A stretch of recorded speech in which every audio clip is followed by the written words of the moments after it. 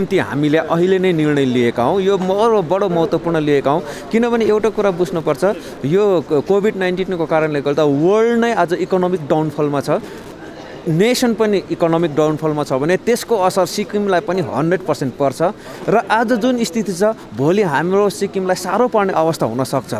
तर हाम्रो सोचाइ, सरकारको सोचाइ एउटै हो कि सिक्किमको कमन पिपल, विशेष गरेर गाउँ बस्तीमा बस्ने, सहर बजारमा बस्ने गरिब, बिलो पोभर्टी लाइनकाहरूलाई, बेरोजगारहरूलाई, युवाहरूलाई चाहिँ असर नपरोस् भन्न खातिर हामीले अस्टेरिटी मेन्टेन अहिलेदेखि नै सुरु गरेका हौँ र सरकारको धनराशिको अहिलेदेखि नै बचत गर्न थालेका हौँ। यसमा हामीले मुख्यमन्त्री लगायत मन्त्रीहरूको स्यालेरीको 35% कटौती गरिएको छ। नयाँ गाडी किन्ने, नयाँ कम्प्युटरहरू किन्ने काम टोटल रूपले बन्द गरिएको छ। फरेन कन्ट्री घुम्न जानेलाई टोटल बन्द गरिएको छ भने यो एउटा सरकारले एउटा अर्को महत्त्वपूर्ण के लिएको छ भने ठुलो प्रोजेक्टहरूको कामहरूको कन्टिन्जेन्सी पैसा 4% राखिएको हुन्छ र त्यसलाई डिपार्टमेन्टले खर्च गर्ने हुन्छ। तर त्यो कन्टिन्जेन्सी पैसालाई पनि योपालि खर्च नगर्ने र सिक्किमको भोलिको इकोनोमीलाई स्टेबल गर्नको निम्ति त्यो कन्टिन्जेन्सी पैसालाई पनि सेभिङ गरेर राख्ने भन्ने बडो महत्त्वपूर्ण विषयहरू हिजो हामीले क्याबिनेटमा राखेका छौँ। यसको दूरगामी असर सिक्किमको इकोनोमीमा अवश्य पर्नेछ। तर एउटा कुरालाई चाहिँ हामीले साह्रै ध्यान दिएका छौँ कि गाउँ बस्तीको मानिसहरूलाई कुनै प्रकारको असर नपरोस् भनेर गरिब जनताले पाउने राहतहरूमा चाहिँ कुनै पनि कटौती गरिएको छैन। र अर्को कुरा, जुन सिक्किम बाहिर रहेका विद्यार्थीहरूलाई अनि अन्य व्यक्तिहरूलाई जुन सिक्किम ल्याउनु पर्ने कुरामा सिक्किम सरकार अति नै संवेदनशील छ अनि यो विषयमा सिक्किम सरकारले रात दिन केन्द्र सरकारसँग, रेलवे इन्डियासँग सम्पर्क गरेर पत्रचार गरेर उहाँलाई ल्याउने प्लानिङ गरिरहेको छ। तर एउटा बुझ्नुपर्ने चाहिँ अवस्था के छ भने आज हेर्नुहोस्, सिक्किममा बसोबासो गर्ने सिक्किमको नागरिकहरूको पनि, यहाँको नागरिकहरूको पनि जीवनको रक्षा सरकारले नै गर्नुपर्ने छ, त्यो जिम्मेवारी हो। अनि बाहिर जोहरू छ उनीहरूलाई सिक्किम भित्राउँदा उहाँहरू आफैलाई पनि जोहरू सिक्किम आउँदैछन् सुरक्षितसँग ल्याउनु पर्ने जिम्मेवारी हामीसँग छ।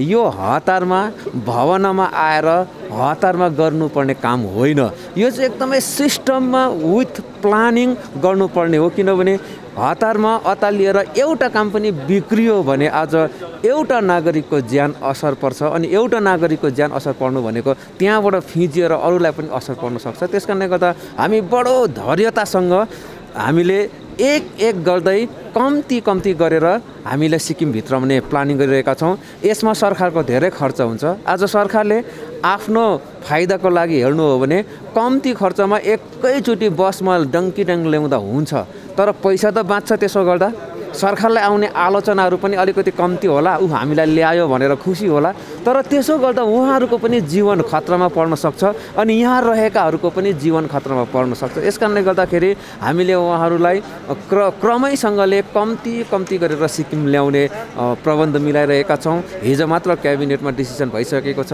कि स्पेसल ट्रेन हामीले चलाउने र विशेष गरेर दिल्लीबाट चलाउने अनि सराउन्डिङ दिल्लीकोहरू जहाँ ट्रेन पुग्न सक्दैन अथवा ट्रेन पुगे तापनि त्यसको क्यापेसिटी हुन सक्दैन उहाँहरूलाई दिल्लीसम्म ल्याउने र दिल्लीबाट ट्रेनमा ल्याउने।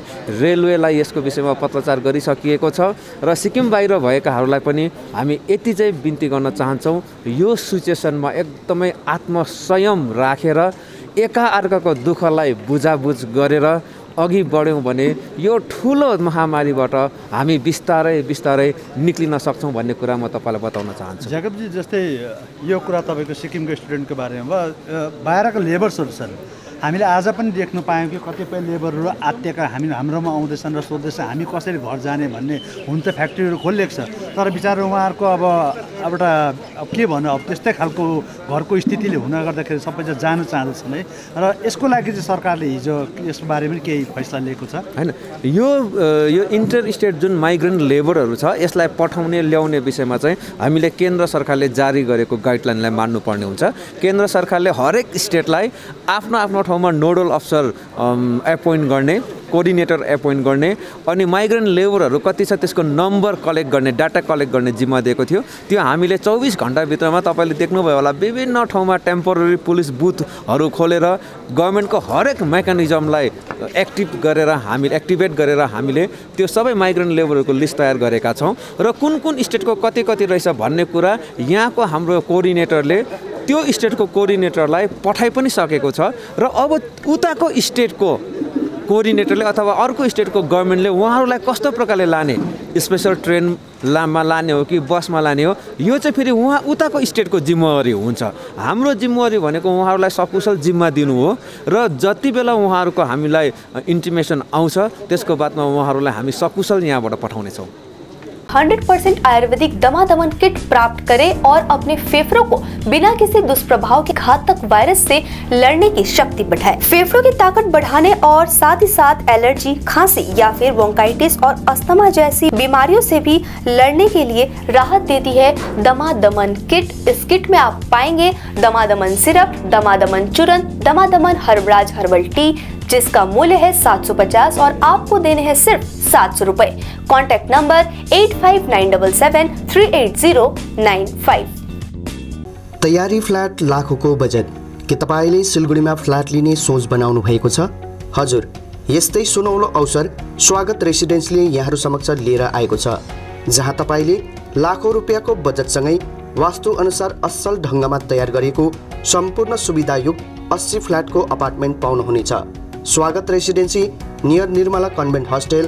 कन्ट्याक्ट 98323 50915 9434001643।